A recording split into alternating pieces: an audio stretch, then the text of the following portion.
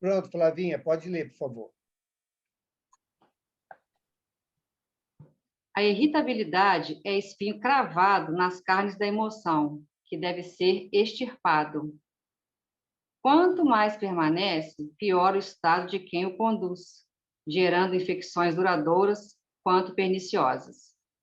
A pessoa irritável não necessita de motivos para o mau humor, a insatisfação. Gera-os com facilidade, por conduzir-lhes os germes dos sentimentos agressivos e amargurados. Faz-se intratável e exala o morbo que lhe caracteriza a conduta. Agrada-se quando desagrada.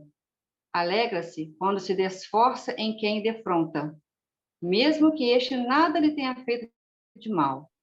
É sempre feliz por prazer. Vence a irritação, ou do contrário, serás por ela destruído.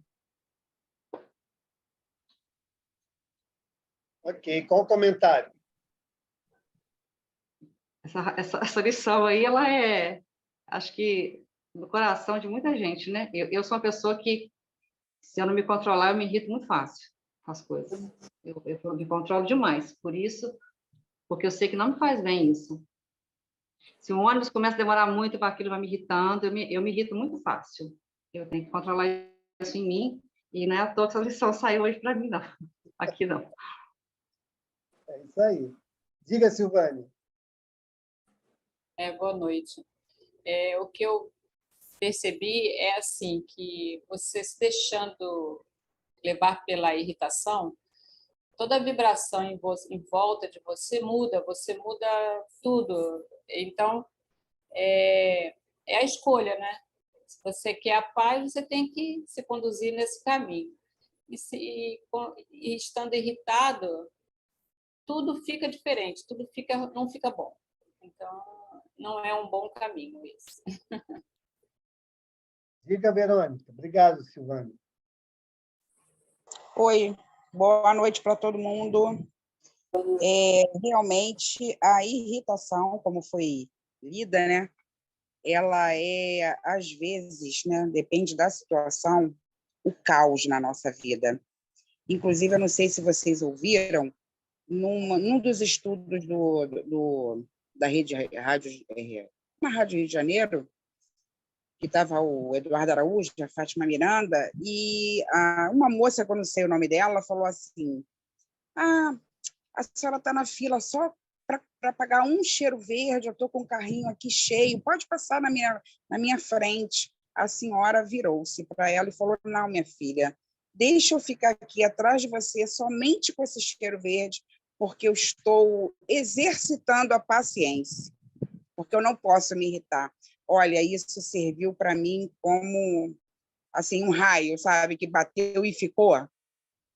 E realmente, pelas provas que eu venho passando, eu já notei que quanto mais se ficar irritado e entrar naquela sintonia de irritação, de discussão, não vai resolver. Então, vamos comprar bastante cheiro verde no mercado. É isso. Obrigado, Verônica. Obrigado você. Eu vou compartilhar com vocês aqui, rapidinho, para a gente poder ter uma visão um pouco mais pragmática disso que nós acabamos de comentar aqui sobre a irritação, né? Isso aqui, todos estão vendo essa foto? Sim. Então, isso aqui é uma foto Kirlian, né? É uma foto que registra, em alguns casos, a aura, em outros casos, o fluido. E aqui é uma fotografia do fluido, né? De uma pessoa irada, de uma pessoa enraivecida, né? Eram sócios que estavam discutindo e o Márcio foi lá, que é um parapsicólogo, né? Espírita. Ele foi lá e tirou foto dos dedos, isso aqui são dedos das pessoas, né? Então, na leitura do fluido, na foto Kirlian, esses raios brancos aqui são descargas nervosas. Então, e o vermelho é fluido vital, né? O azul é ausência de fluido vital, ou seja, ele estava aqui, né, descarregando, né, um fluido completamente descompensado, né, em cima das pessoas que estavam discutindo, né, que estavam ali discutindo. Então, isso aqui é para que a gente entenda o que acontece quando nós nos irritamos, quando nós projetamos sobre o outro, né, o resultado das nossas insatisfações. Por isso que é muito importante, né, nós buscarmos sempre o equilíbrio, porque isso aqui a gente projeta no ambiente. Quando a gente entra, o ambiente está carregado, é isso aqui, ó. É o fluido que modifica as condições ambientes e nós chegamos e, muitas das vezes, percebemos essa alteração, né? Essa carga, como se diz, pesada, desarmonizada, e algumas pessoas são mais sensíveis, são capazes de perceber isso, trazendo, muitas das vezes, inclusive, transtornos, né? Físicos, emocionais, para aqueles que vão ser submetidos, né? Ou são submetidos a essas descargas. Então, só para materializar o que nós acabamos de ouvir na lição, e como que o nosso estado de irritabilidade, né, pode provocar, não só em nós, trazendo alterações à nossa saúde, mas também aqueles a quem a gente projeta. Então, é muito importante sabermos aí a responsabilidade que temos, né? Porque o Bezerra já dizia, né? Nós somos usinas geradoras de saúde ou doença. Por conta disso, porque nós alteramos o nosso campo fluídico, projetamos sobre o indivíduo esse campo, e isso é o que vai fazer com que possamos desenvolver saúde ou doença em nós ou naqueles que estão à nossa volta.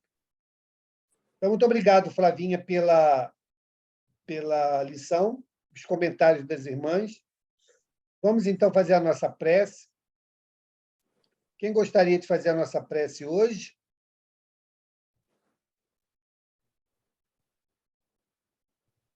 Então, vamos à lista, né? Vamos pedir, então, ao nosso irmão Evandro que possa fazer a nossa prece, que sejam as suas palavras as nossas para o ambiente dos trabalhos desta noite. Obrigado, Senhor Jesus, por mais essa noite, por mais essa oportunidade de estarmos reunidos. Obrigado, Senhor Jesus, pela palavra que nos auxilia, que nos reconforta, que nos ajuda na caminhada. Dai-nos, Senhor, realmente oportunidades para que possamos desenvolver a calma em nós, possamos auxiliar também os outros com essa calma. Auxiliai-nos, Senhor, nessa noite de hoje, junto com a espiritualidade, que possamos ler as palavras do Evangelho, estudá-las, aprender um pouco mais, trazer fundo para a nossa vida, para o nosso dia a dia, para que elas realmente possam nos transformar, para que não sejam somente palavras, mas que sejam palavras de transformação para a nossa vida, para que nós sejamos realmente melhores hoje do que fomos, para que possamos construir um futuro melhor. Amém. Obrigado, meu irmão. Vamos, então, à nossa leitura. Quem pode fazer a nossa leitura de hoje? Flavinha, pode ler para a gente? Leio. Item 18, né? Isso. Caros amigos, sede severos para convosco, indulgentes para com as fraquezas dos outros. É ainda uma prática de santa caridade que bem poucas pessoas observam. Todos tendes más tendências a vencer, defeitos a corrigir, hábitos a modificar. Todos tendes um fardo, mais ou menos pesado, a depor para escalar o cume da montanha do progresso. Por que, pois, serdes tão clarividentes para com o próximo e cegos em relação a vós mesmos? Quando, pois, cessareis de perceber no olho de vosso irmão o argueiro que o fere, sem olhar no vosso a trave que vos cega e vos faz marchar de queda em queda? Crede em vossos irmãos, os espíritos.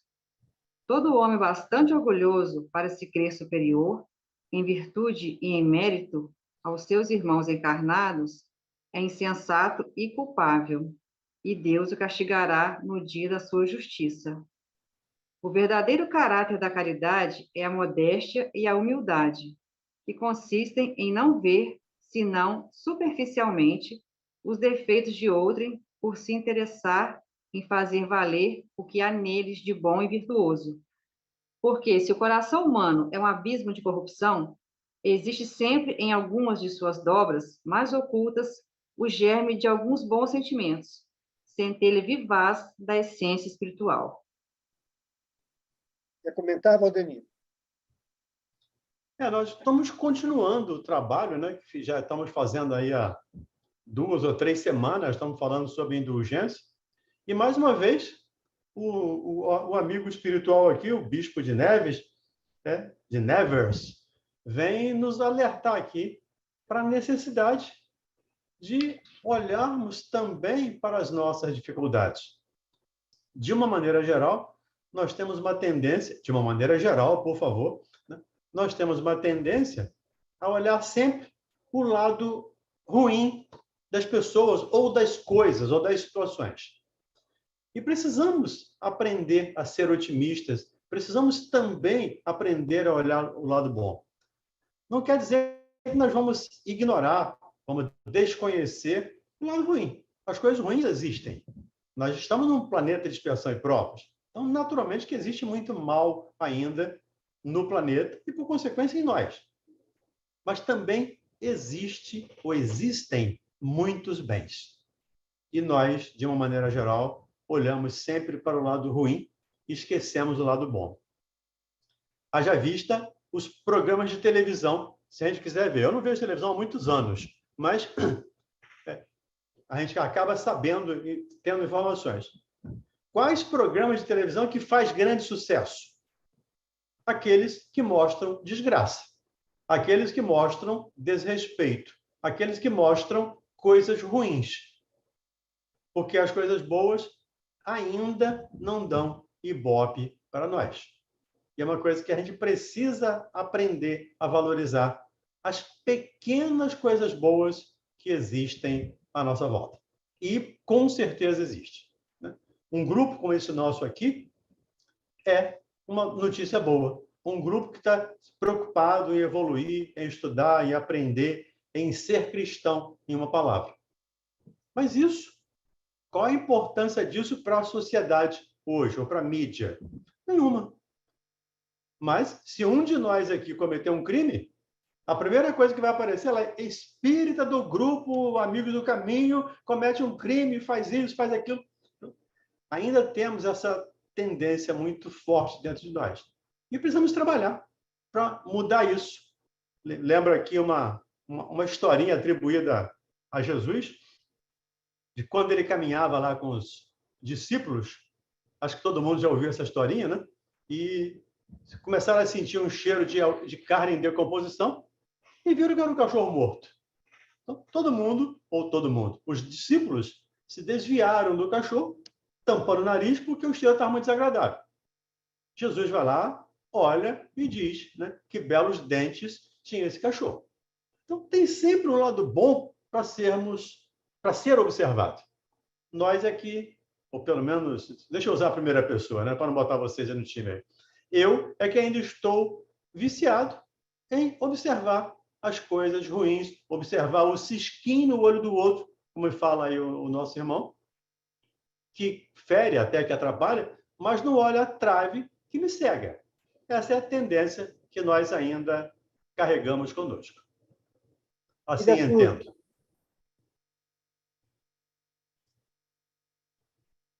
Chamou muita atenção nesse parágrafo, né?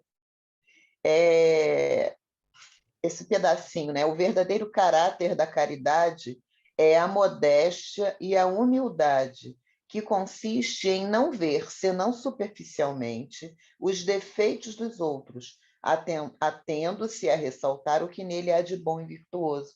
A nossa grande dificuldade em ver o erro do outro, mas tentando ver o que há de bom nele, né? Como o Valdemir acabou de falar.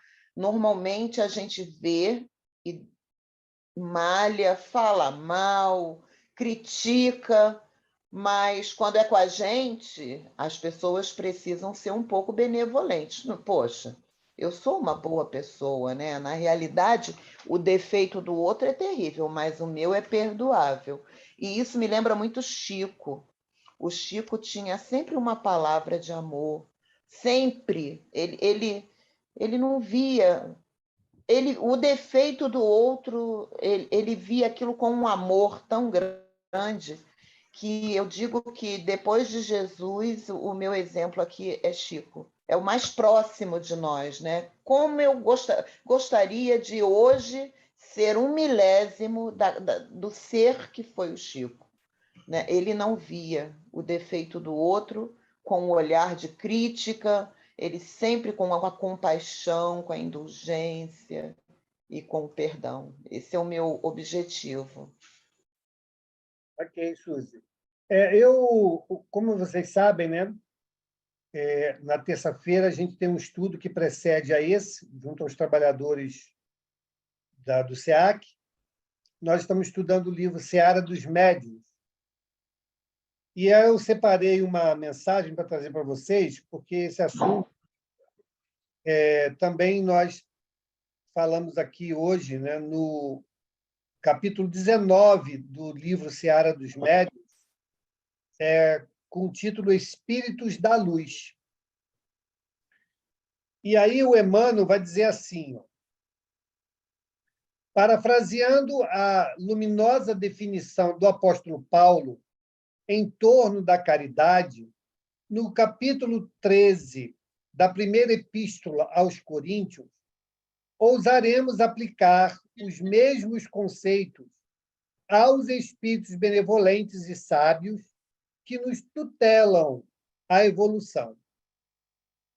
Ainda que falássemos a linguagem das trevas e não possuíssemos leve raio de entendimento, não passaríamos para eles de pobres irmãos necessitados de luz. Ainda que nos demorássemos na vocação do crime, caindo em todas as faltas e retendo todos os vícios, a ponto de arrojar-nos por tempo indeterminado nos últimos despenhadeiros do mal, para nosso próprio infortúnio, não seríamos para eles senão criaturas infelizes, carecentes de amor. Ainda que dissipássemos todas as nossas forças no terreno da culpa e dedicássemos a vida ao exercício da crueldade, sem a mínima noção do próprio dever, isso seria para eles tão somente motivo a maior compaixão. Os espíritos da luz são pacientes. Em todas as manifestações, são benignos. Não invejam, não se orgulham, não mostram leviandade, não se ensoberbecem, não portam de maneira inconveniente, não se portam de maneira inconveniente, não se irritam, não são interesseiros, não guardam desconfiança, não folgam com a injustiça, mas rejubilam-se com a verdade.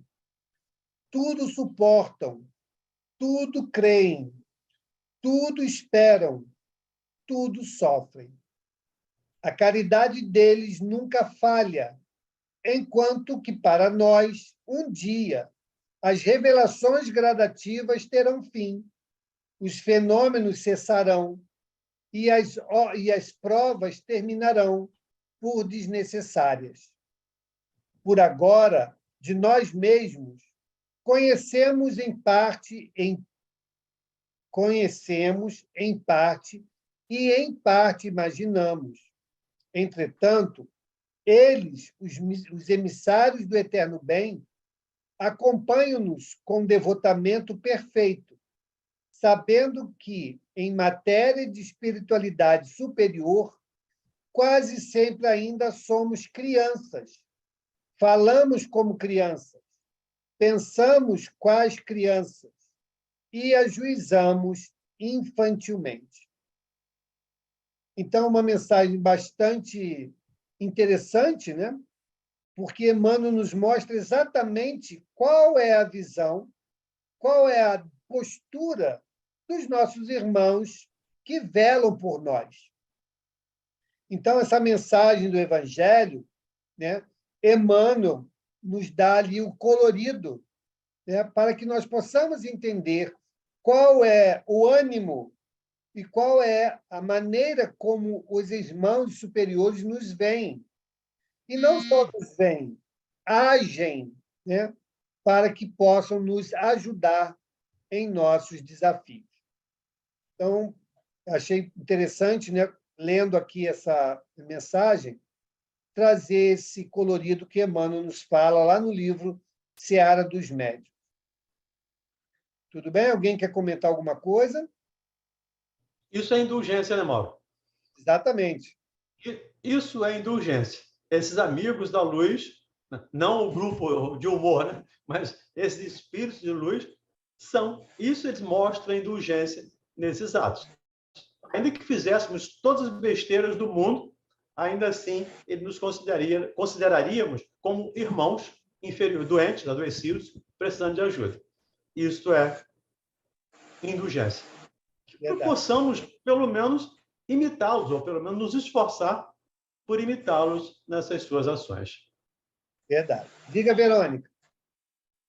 Oi, tá ouvindo, Mauro? Sim. E para nós, né, que somos espíritas, estudantes, né, da doutrina, que o pouco que sabemos, eu acho assim, o peso, para mim, estou dizendo comigo, o peso recai maior, o peso é bem maior. Por quê? Porque eu estudo, eu sei que eu devo agir assim, assim, assim, e, no entanto, às vezes eu não consigo agir dessa forma, e eu me culpo por isso. Eu falo, caramba, eu aprendi que eu não posso agir dessa forma, que isso não vai levar a nada. Então, não sei se você está entendendo o que eu quero dizer. Nós, sendo espíritas, né, eu acho que nós, o pouco que entendemos, podemos dar os maiores exemplos. Você concorda com o que eu falei? Sim, sim, devemos. Só que, Verônica, nós temos que entender também o seguinte: o processo de sedimentação do conhecimento para a transformação nas ações, ele não é instantâneo. Nós temos o contato com o conhecimento, vamos absorver esse conhecimento, vamos refletir sobre ele, vamos adotá-lo ou não como verdade, para depois iniciarmos o processo de transformação da ação. Então, o fato de nós estarmos estudando a doutrina espírita não significa que a gente já vivencie plenamente aquilo que estamos aprendendo. Isso é um processo. Então, tire esse peso da culpa das suas costas. O que você precisa compreender, e é um exercício de humildade, é saber que, diante desse novo conhecimento, eu vou desenvolver um novo entendimento e, por força desse novo entendimento, novas ações. E eles não acontecem paralelamente. Eles não andam de mãos dadas. Eles acontecem passo a passo. Então, existe a caminhada do conhecimento, depois a gente passa pela caminhada do entendimento e da aceitação, depois a gente entra nos passos da modificação. Então, é importante saber que é assim, para que a gente não fique aí se martirizando por algo que nós ainda não alcançamos.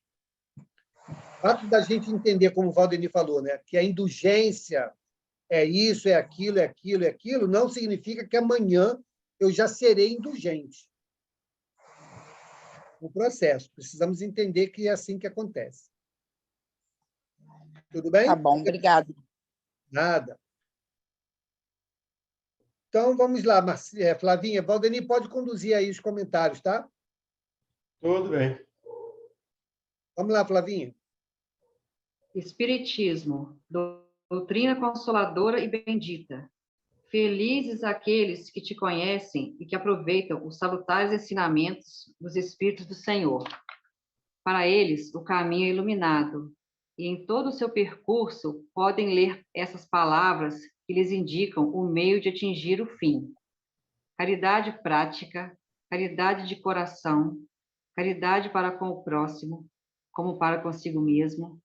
Numa palavra, caridade para com todos. E amor de Deus acima de todas as coisas, porque o amor de Deus resume todos os deveres, e é impossível amar realmente a Deus sem praticar a caridade, da qual fez ele uma lei para todas as criaturas. Valdeni, antes de você comentar, eu vou pedir a Flavinha para a gente ler aqui a tradução, que está um pouco diferente. Eu acho que faz algum sentido a diferença na tradução aqui. Diz assim: Espiritismo, doutrina consoladora e bendita. Felizes os que te conhecem e tiram proveito dos salutares ensinamentos dos Espíritos do Senhor. Para esses, iluminado está o caminho, ao longo do qual podem ler estas palavras que lhes indicam o meio de chegarem ao termo da jornada. Caridade prática, caridade do coração, caridade para com o próximo, como para si mesmo. Numa palavra, caridade para com todos e amor a Deus acima de todas as coisas. Porque o amor a Deus resume todos os deveres e porque impossível é amar realmente a Deus sem praticar a caridade, da qual fez ele uma lei para todas as criaturas. Então, ele traduz aí na tradução da Flavinha, né, como amor de Deus, mas ele se refere aqui ao amor a Deus, né? Então, isso faz muita diferença na forma da interpretação na mensagem do Espírito, né? Do Dufetre, bispo de Nevers, Bordeaux. O comentário é seu, Valdir. Só lembrando, como ele começa falando aqui, ratifica a palavra de Jesus de que a doutrina espírita é o Consolador. Doutrina consoladora e bendita. Felizes os que conhecem, aí eu vou pegar a minha tradução aqui, que está um pouco diferente das outras todas, a minha é de Portugal. Felizes os que te conhecem e empregam proveitosamente os salutares ensinos dos Espíritos do Senhor. Isso aqui dá para a gente refletir durante muito tempo. Como é que está a minha prática doutrinária? Como é que está a minha vivência evangélica? Porque felizes é aqueles que te conhecem, porque ele abre caminho, esse conhecimento abre caminho, ilumina caminho, mas eu já decidi caminhar? Eu já decidi seguir esse caminho? Ou ainda estou em dúvida, ainda estou claudicando se vou ou não vou? Porque, lembramos, felizes os que te conhecem, porque pode seguir um caminho.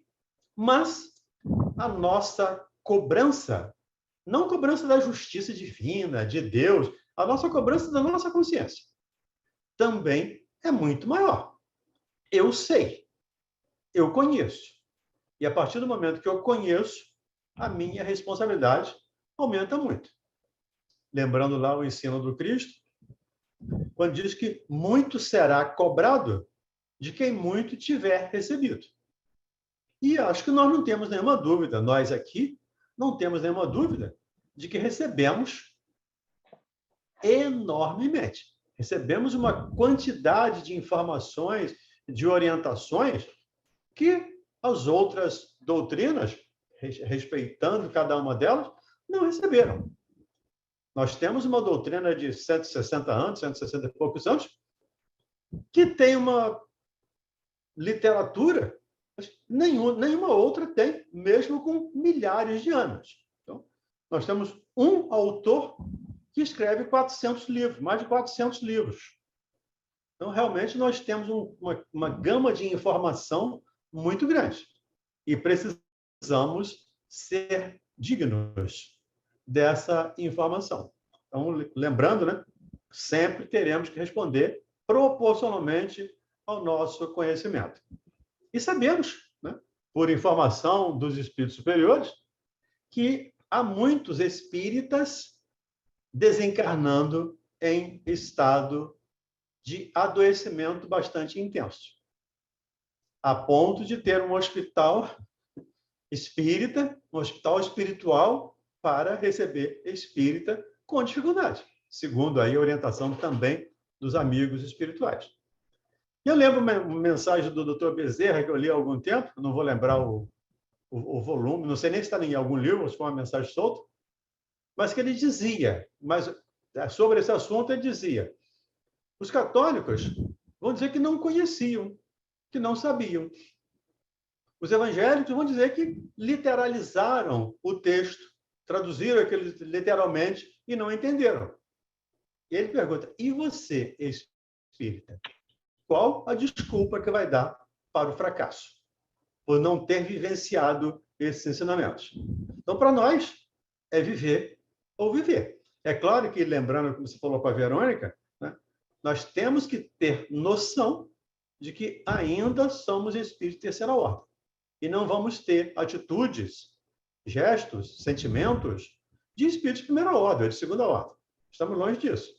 Mas somos de terceira, mas já temos informação, já temos esse conhecimento, já aceitamos que somos de terceira, já aceitamos que precisamos caminhar. Então, que nós nos decidamos a trilhar esse caminho, porque, como diz o parágrafo anterior, aliás, é esse mesmo, é a caridade. A caridade prática, a caridade, a caridade, a caridade, a caridade. E a caridade, segundo Emmanuel, que nós podemos fazer para a doutrina, é a sua própria divulgação. Mas não é divulgação com palavras. Nós imaginamos, eu vou para a rádio, eu falo na rádio, então estou divulgando a doutrina espírita. Não sei, posso não estar. Não quer dizer que quem está lá não está divulgando. Mas podemos estar lá e não estar divulgando doutrina espírita. Essa divulgação se faz como o Cristo fez. Vou lá e mostro na prática. Como o Paulo fez. Vai para o deserto e passa lá 3 anos meditando para voltar e encarar todas as dificuldades. É um convite à nossa reflexão para efetivamente nos tornarmos espíritas. Como diz um texto do Evangelho, diz, já que você se diz espírita, então sede espírita. Viva esse ensinamento de Jesus. Como eu entendi esse parágrafo? Ok, alguma pergunta de alguém? Então vamos em frente. Eu vou ler a minha versão mais antiguinha, tá bom? Tá bem, Flavinho? Não, tudo bem, tranquilo. É permitido repreender os outros, notar as imperfeições de outrem, divulgar o mal de outrem?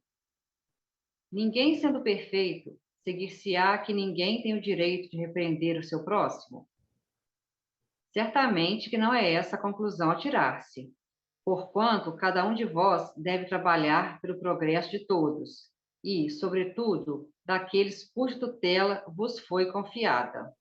Mas, por isso mesmo, deveis fazê-lo com moderação, para um fim útil, e não, como as mais das vezes, pelo prazer de denegrir. Neste último caso, a repreensão é uma maldade. No primeiro, é um dever que a caridade manda seja cumprido com todo o cuidado possível. Ao demais, a censura que alguém faz a outro deve, ao mesmo tempo, dirigi-la a si próprio, procurando saber se não a terá merecido.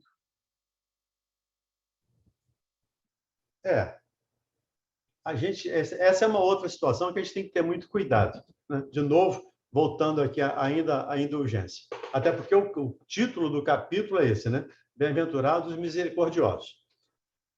Mas nós precisamos ter esse cuidado de, ao olhar ou ao perceber o defeito do outro, não fazermos disso alarde, não usarmos esse conhecimento para humilhar o outro. Porque não ver o mal, como eu disse anteriormente, não ver o mal onde ele existe, não é saudável. O mal existe. Senão eu me exponho a perigos desnecessariamente. Quando ele chegar lá no capítulo 12, o Kardec fala lá, quando ele fala de amar o inimigo, ele fala, o coração bate de maneira diferente na presença de um inimigo da maneira que bate na presença de um amigo. Então, o inimigo existe? O mal existe? Existe. Ele está ali? Tá. Agora, com que objetivo eu vou divulgá-lo? Lembra lá da recomendação de Jesus sobre a reconciliação. Né? Reconcilia-te enquanto estás a caminho. Vai? A sós com seu irmão, reconcilia-te com ele. Mas é a sós. É em particular. É privado. Não precisa divulgar para ninguém. Então, essa é a ideia. Vermos o mal, sim. Ele existe? Sim. Mas o que é que eu posso fazer para ajudar o meu irmão que está adoecido? Até porque eu também cometo erros. Eu também tenho mal em mim, ou tenho males em mim. Tem bem? Tem. Mas também tem muitos males em mim. Ainda tem uma grande área em mim que está ensombrada, como diria Jung. Ainda está nas sombras. E que eu preciso iluminar isso através da prática, através da vivência, através do amor. E os dias atuais são muito convidativos para isso. Nós vivemos uma situação, não vou dizer no Brasil, mas no planeta de uma maneira geral, mas especialmente no Brasil, nós vivemos uma situação em que estamos convidados, eu diria até mais, estamos convocados a viver essa indulgência. De novo, enxergando o mal? Sim. Trabalhando? Sim. Tentando evitá-lo? Sim. Mas tentando evitá-lo em nós primeiro. Depois, se for o caso, no outro. Diga, Flavinho. Okay. Eu queria fazer uma pergunta. Mesmo quando a gente tenta, igual o Valdemir falou aí, não ficar expondo a pessoa na frente dos outros e tudo. Quando a gente fala realmente com amor com uma pessoa, uma coisa que você vê que ela não está seguindo o caminho muito bem, às vezes até uma coisa de saúde. Um exemplo familiar aqui meu. A minha irmã fuma muito, muito, muito, muito. Tem problema de saúde, é cardiopata. Aí não adianta falar com ela. Aí, assim, eu cheguei no limite que eu não falo mais. Porque, assim, já teve infarto e não para de fumar. Aí que vai me fazendo mal danado ver ela fumar daquele jeito que ela fuma. Eu cheguei no limite assim que eu não falo mais, porque ela já tem 60 e poucos anos, já não é criança. Criança pega na mão, você domina mais, né? Aí chega um ponto que a gente também já não tem mais o que falar com a pessoa. De tão refratária que ela tá, sabe? A qualquer coisa que você está falando pro bem dela, ela não quer. Aí é errado a gente parar de falar? Não, errado é... Me permita uma expressão chata, tá? Uma expressão grosseira. É encher o saco dos outros com as nossas crenças.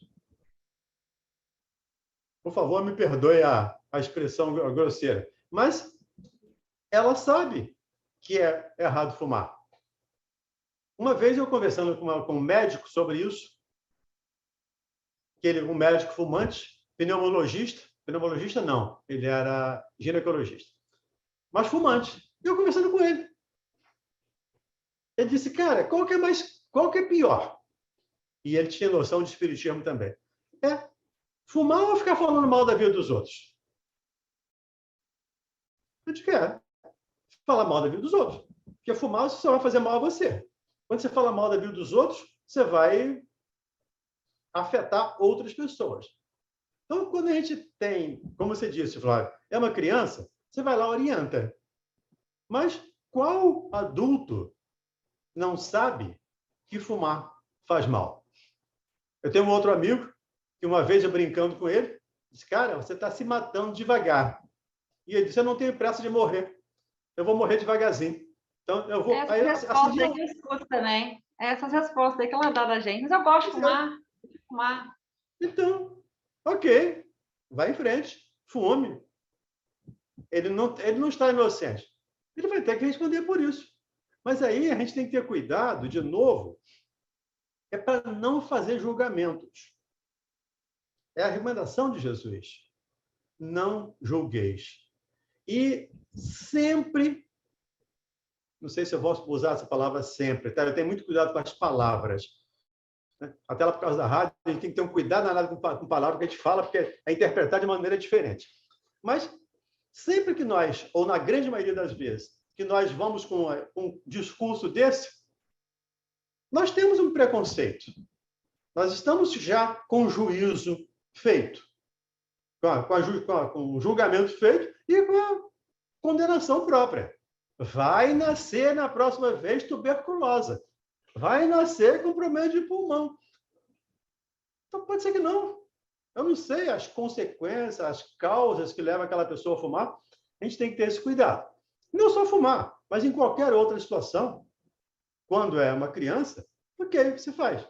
Mas quando é adulto, você fala uma vez, ela não é débil, se ela tem uma dificuldade de lembrar, se ela tem uma amnésia, se ela tem Alzheimer, ok, a gente pode lembrar sempre. Mas uma pessoa que tem a memória íntegra, eu vou ficar falando todo dia, eu vou torrar a paciência dessa pessoa, ela vai perder a paciência comigo, e aí você usou uma expressão interessante. Eu fico doente vendo ela fumar. Não fique doente. Porque você realmente tem razão. Você fica doente, porque você se irrita, você se aborrece. E isso é adoecimento também. Então, cuide da sua saúde mental, emocional, porque ela não está cuidando da saúde orgânica dela. Mas ela tem que responder, e você pela sua. Assim entendo, tá? E se alguém quiser complementar, por favor, fique à vontade. O irmão Walter, ele tinha uma expressão, ele dizia o seguinte: se você quer ajudar alguém, você não pode se envolver com o problema desse alguém, senão você perde a condição de ajudar. Então, é mais ou menos isso, né? A pessoa tem lá o problema, você quer ajudar, mas você não pode trazer para você o problema que é dela, né? Então, senão você vai perder a condição de ajudar, porque você vai adoecer, né? E a pessoa vai continuar lá, porque são escolhas. A gente não consegue mudar a escolha dos indivíduos que estão à nossa volta, né? O máximo que nós conseguimos, quando temos a oportunidade, é trazer um outro olhar sobre aquele ponto, na esperança de que a pessoa leve isso em consideração e reflita sobre isso, para que ela possa decidir mudar. Mas se ela está decidida, né, se para ela aquilo é algo prazeroso, né, se ela não se preocupa com as consequências daquilo que ela faz, nós não vamos mudar. E aí entra a história da indulgência, né? Nós, por isso, não vamos virar as costas para ela. Não posso mudar, a escolha é dela, ok. Mas também não vou fechar as portas do auxílio quando ela bater, né? Então, estejamos prontos para ajudar, mas também compreendendo que ela está fazendo o plantio que lhe apraz, chegará o dia da colheita, certamente. Antes da Verônica falar, me permita, Mauro, eu lembrei de uma situação aqui. Eu tenho um amigo que já está desencarnado e ele teve enfisema pulmonar.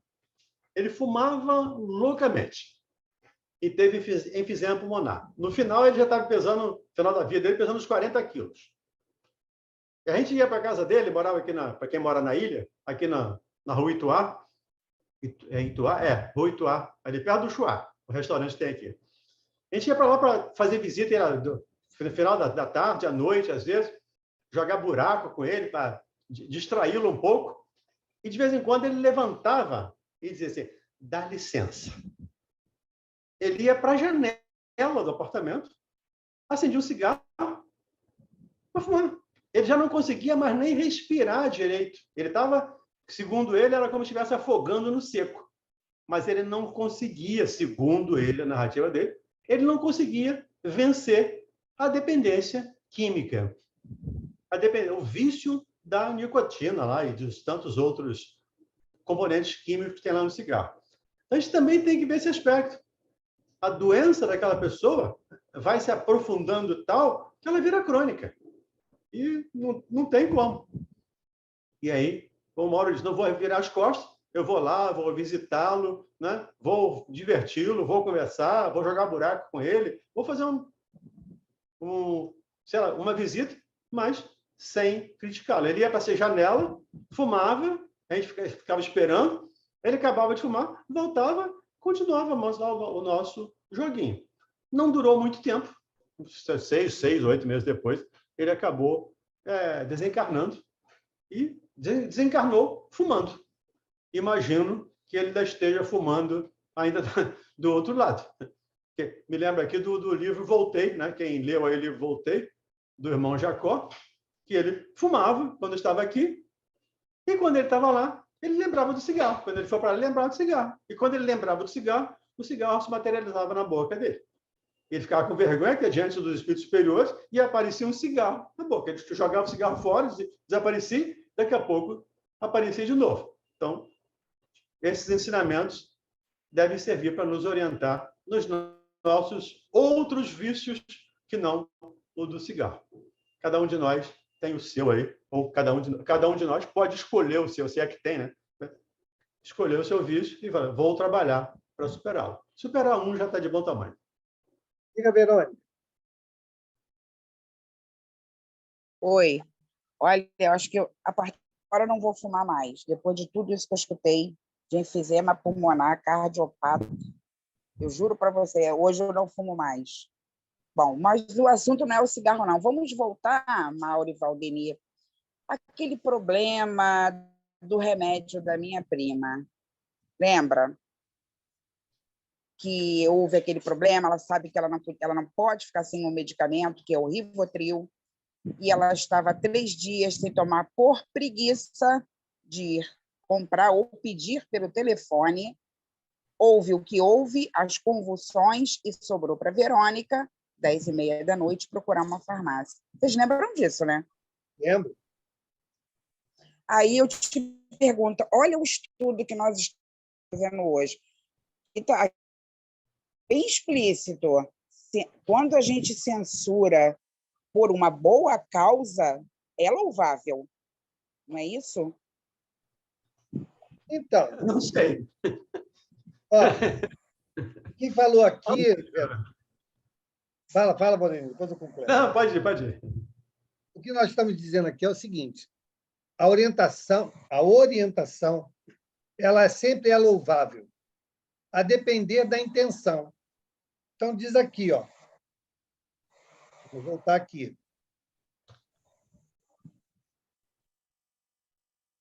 Não lemos o 20 ainda não, hein? Sim. Diz aqui, ó. Certamente que não é essa a conclusão a tirar-se, porquanto cada um de vós deve trabalhar pelo progresso de todos, e, sobretudo, daqueles cuja tutela vos foi confiada. Mas, por isso mesmo, deveis fazê-lo com moderação, para um fim útil, e não, como as mais das vezes, pelo prazer de denigrir. Ok? Neste último, o prazer de denigrir, neste último caso, a repreensão é uma maldade.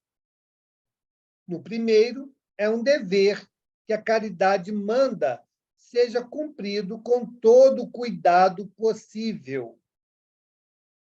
Então, quando você nos reportou o problema, qual era a sua intenção lá? No momento que você estava lá explodindo, né? Muitas das vezes a gente perde o nosso eixo, né? E age com maldade, né? Mesmo sem a intenção de, mas acabamos fazendo assim. A orientação, que é o caso da Flávia, mesmo caso. Ela falou, orientou, explicou, brigou com a irmã, mas ela entendeu que, por caso da irmã, caso pensado. Então, o que eu vou fazer? Bom, ela quer desse jeito, nesse aspecto, vou deixar ela viver a escolha que ela fez. No seu, eu acho que é uma ação muito mais inteligente, né? Você prover o meio para que não haja a convulsão, porque, no caso da convulsão, vai exigir de você, ou daqueles que estão à sua volta, uma ação tempestiva e realmente pode trazer aí consequências desagradáveis. Então, qual seria o trabalho? Estou dizendo aqui, né? Estou dizendo que isso é o que você vai fazer. Estou dizendo qual seria as melhores práticas, que não faltasse o remédio. Até para que você, Verônica, não tenha que, de forma tempestiva, na madrugada ou em situações de adversidade, ter que buscar o auxílio medicamentoso ou levá-la para o hospital, porque é o que vai acontecer. Então, talvez a preguiça dela, né, ou a situação que ela escolhe por N motivos,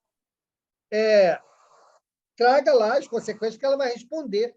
Mas você, para que você, né, que é a cuidadora no momento, não viva os dissabores, qual é o SOS que eu tenho que ter? É a medicação ali. Então, é o que nós falamos lá atrás, né, quando comentamos sobre isso. Qual é a ação da indulgência da Verônica? Bom, eu não vou ficar apontando lá o erro dela toda hora, porque ela já é adulta, naquilo que o Valdemir falou.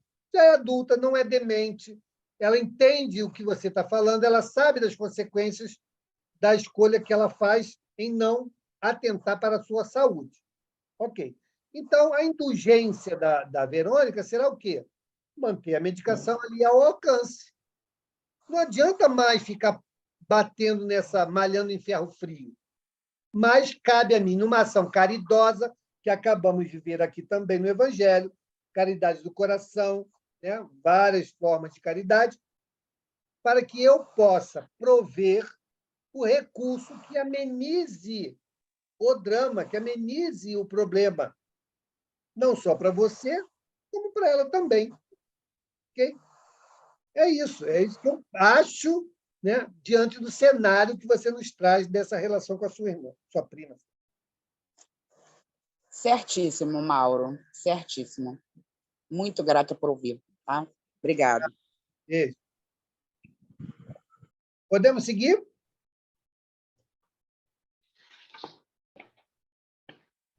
Será repreensível notar-se as imperfeições dos outros, quando daí nenhum proveito possa resultar para eles, uma vez que não sejam divulgadas? Tudo depende da intenção. De certo, a ninguém é defeso ver o mal, quando ele existe. Fora mesmo inconveniente ver em toda a parte só o bem. Semelhante ilusão prejudicaria o progresso. O erro está no fazer-se que a observação redunde em detrimento do próximo, desacreditando-o, sem necessidade, na opinião geral. Igualmente repreensível seria fazê-lo alguém apenas para dar expansão a um sentimento de malevolência e à satisfação de apanhar os outros em falta.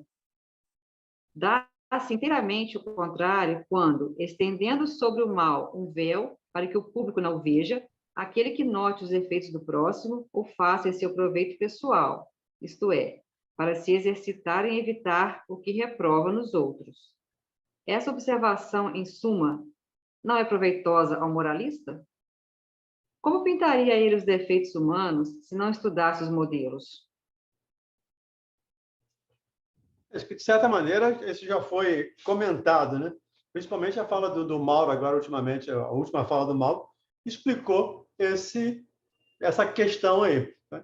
Eu ver o mal do outro e não divulgar, pode não adiantar nada. De novo, depende da intenção, ou como eu vou fazer. E, às vezes, ainda em cima da fala da Verônica, não é o que fala que fere ou que magoa as pessoas, mas é como se fala.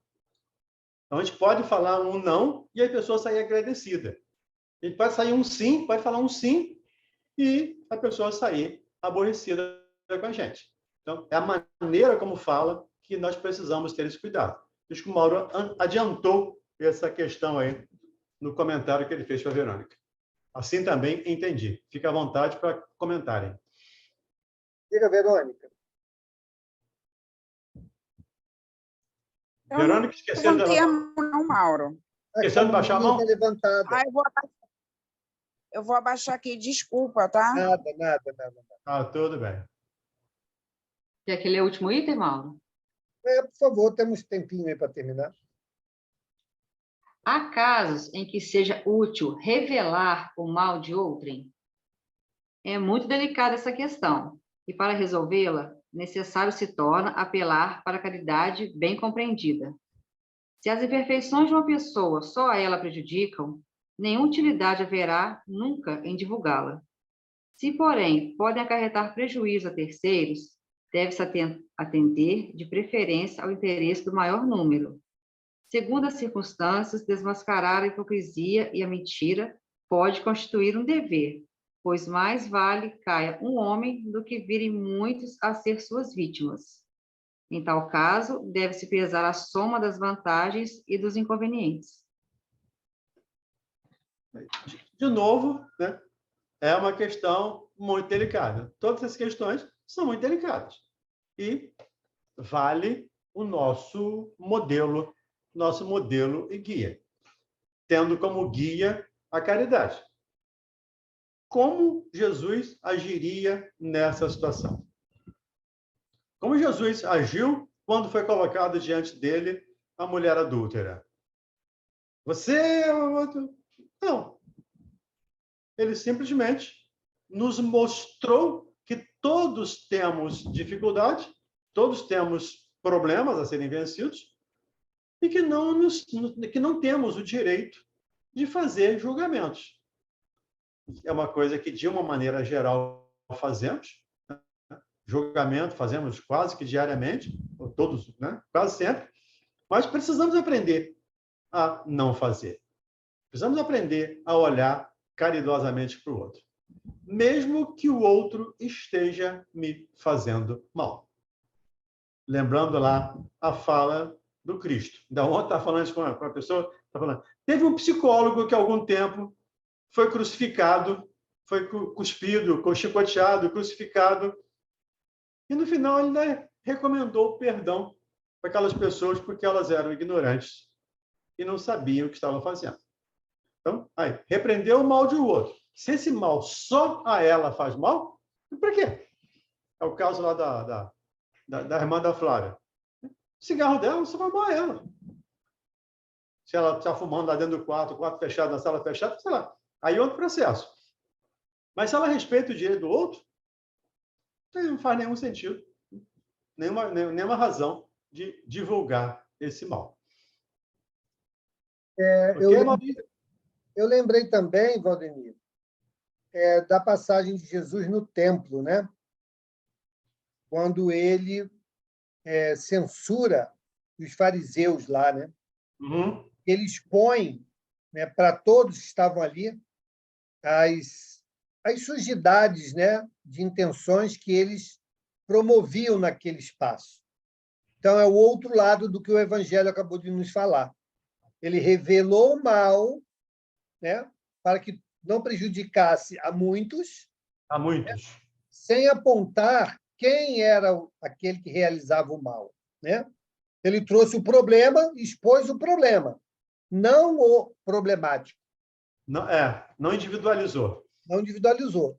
E lá, como você trouxe bem, né, na passagem da mulher adúltera, ele fez o contrário. Como eram problemas individuais e particularistas, ele falou, ó, quem tiver livre de pecado pode atirar a primeira pedra. E começou a escrever, né, dizem os irmãos, né, vários pecados ali, várias faltas. E as pessoas foram vendo, opa, isso aí eu tenho, não posso. Esse aí é meu. Esse aqui eu também tenho, vou embora. E aquele ali é comigo, vou embora. Até que não ficou ninguém. Então, ele mostrou, nessas duas passagens, exatamente isso que o Evangelho está nos dizendo agora. Como lidar? Jesus deixou o exemplo. Ah, se vai Depende da prejudicar situação. muitos, apresenta o problema, não o problemático. O problemático você trata em particular. O problema você expõe para que não prejudique a muitos. E se o problema é de ordem particular, então, meu filho, trata em particular. Se a pessoa quiser ouvir. Se não quiser ouvir, paciência. Diga, Silvânia. Não, só queria falar o seguinte: aqui fala de caridade, não é? Óbvio. E eu acho assim que quando a pessoa não aceita o que você fala, eu acho que ela não está conseguindo ouvir você, ela não está conseguindo entender o que você está falando, aceitar. Então, eu acho que você pode fazer uma prece em suas orações, pedindo que algum outro irmão possa chegar próximo a ela e que ela consiga ouvir. Porque se ela não me ouve, alguém ela vai ouvir. Talvez alguém vá tocar nela de uma forma que ela vá refletir sobre aquilo que está prejudicando ela. Então, se eu não posso resolver, talvez eu assim, me veio isso na cabeça. A prece pode fazer com que outro irmão seja instrumento para essa ajuda a essa pessoa. A prece ela é sempre bem-vinda, né, Silvânia? Mas nós temos que lembrar também que existe o livre-arbítrio. E mesmo com o recurso da prece, mesmo com outros agentes levando a informação, a pessoa pode decidir que não, que quer continuar daquela maneira, né? E aí outros episódios vão fazer com que ela venha a refletir. Pode ser na espiritualidade, né? Nos seus momentos tormentosos, pode ser numa outra oportunidade da vida, ou nesta ainda, vivendo as consequências. Ou nada disso vai surtir efeito. Porque eu tive uma vez visitando um amigo que se acidentou no hospital. Em frente à maca dele, na enfermaria, tinha um senhor que estava sem as pernas, sem os braços, e com uma traqueostomia, e pela traqueostomia ele fumava. E a mulher botava o cigarro ali para ele fumar. Por orientação médica, porque falou, olha, já não sobrou mais nada. A única coisa que dá algum alívio para ele é fumar. Então, virou uma ação terapêutica. Porque sem o cigarro só restaria a crise de abstinência e a revolta pelo quadro. Porque ele perdeu os braços e as pernas e a garganta pelo cigarro. Então, nem isso fez com que ele mudasse. Então, veja como é difícil, né? A gente fala que porque eu tenho que mudar, porque a Verônica até trouxe, né? Eu fico revoltada porque eu me pego fazendo as coisas que eu já sei. Mas a mudança, gente, de atitude é muito difícil. É muito difícil. Tanto que tem aquela passagem, né? O mal não é o que entra pela boca, é o que sai da boca, porque mostra que está cheio o coração. Então, veja como é difícil mudar uma atitude. O irmão Walter falava, né? Pega um bloquinho, escreve tudo o que você acha que precisa mudar em você, para ser uma pessoa melhor. Escolhe aquela que seja mais fácil na sua percepção, e trabalhe esse problema até você se livrar dele. Quando você se livrar dele, você passa para outra. Olha que dificuldade que é. Então, mudar não é fácil. O roteiro está aí, mas não é impossível, é o que o Valdemir fala, né? Dá trabalho, mas não é impossível. Mas o primeiro passo é o querer. Eu quero. Olha, eu tinha um tio que também fumava muito, muito. E ele foi a uma consulta médica e o médico disse assim, olha, se o senhor quer ver seus netos, o senhor pare de fumar agora, para ver se o senhor tem tempo de ver seus netos nascerem. Ele, na mesma hora, quando saiu daquela consulta, Ele pegou o maço de cigarro que tinha no bolso, botou no lixo e falou: nunca mais fumo. E nunca mais fumou. Não tinha esse negócio, não teve, né? Essas crises de tremor, simplesmente resolveu cristalinamente na cabeça dele que não fumava mais e não fumou.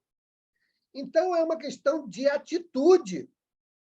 Claro que muitos vão sofrer os efeitos fisiológicos, químicos, daquilo que alimentou por muito tempo. Mas, se o meu desejo for mais forte, eu consigo vencer. Então, é para mostrar que não é fácil a mudança, mas não é impossível. Requer trabalho, requer empenho e determinação. Se nós tivermos isso, nós venceremos os desafios, né? Diga, Suzy. Eu quero dar só 2 depoimentos, tentarei ser breve. Eu fumei durante 36 anos da minha vida, né? Ininterruptamente, eu fumava muito, mas um dia eu sou advogada, eu estava fazendo várias audiências, uma atrás da outra, e aquele desespero de querer fumar. Eu saía do fórum correndo igual uma louca, acendia o cigarro, parecia uma cracuda. Fumava com vontade, porque eu tinha que voltar correndo para fazer outra audiência. Eu sei que numa dessas saídas eu olhei para o maço e falei: cara, você não vai me vencer mais, chega. É ridículo eu ficar entrando e saindo do fórum igual uma louca. Chega, você é meu último cigarro. Eu fumei aquele último cigarro, joguei o maço no lixo, e isso já vai fazer 12 anos. Já vai fazer 12 anos. Então, é isso que você falou. Foi um momento único na minha vida que eu consegui aproveitar. Certamente, alguns espíritos ali estavam me envolvendo para que eu tomasse essa decisão, e foi aquele momento que eu aproveitei de verdade. Eu sinto que, se eu voltasse, eu teria grande dificuldade em parar depois. Então, esse é um depoimento. E o outro depoimento, puxa vida, aí, tá vendo a idade, o que faz? O outro depoimento, poxa, a gente estava falando, o outro eu já esqueci. O outro eu esqueci. Guarda para a semana que vem. Tá bom. Obrigado. Eu também parei de fumar assim no supetão também, Suzy. Falei que eu parei, já tem muitos anos, mas parei também assim no supetão. Cada pessoa é de um jeito mesmo. Bom, pessoal, vamos então agradecer por mais esse encontro. Um encontro muito importante, onde nós falamos e refletimos sobre coisas muito importantes e que, com certeza, vão nos ajudar na nossa jornada, nas nossas escolhas, nas nossas lutas. E só podemos agradecer a Deus, a Jesus, essa espiritualidade amiga que nos inspirou na noite de hoje, para que pudéssemos ter essa temática e as reflexões que surgiram aqui, que nos ajudarão a todos ao nosso enfrentamento. Então, vamos fazer a nossa prece, vamos pedir a nossa irmã Angélica. Angélica, você pode fazer a nossa prece?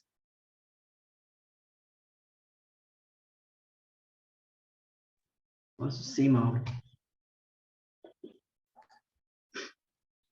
Deus, nosso Pai, Jesus, mestre e amigo, nós agradecemos por esses momentos tão agradáveis que passamos aqui, com tanto aprendizado. Agradecemos a espiritualidade amiga, que com certeza está ao lado de cada um de nós, ao lado dos nossos orientadores, dando-lhes as intuições corretas para nos passar as melhores palavras e os melhores ensinamentos.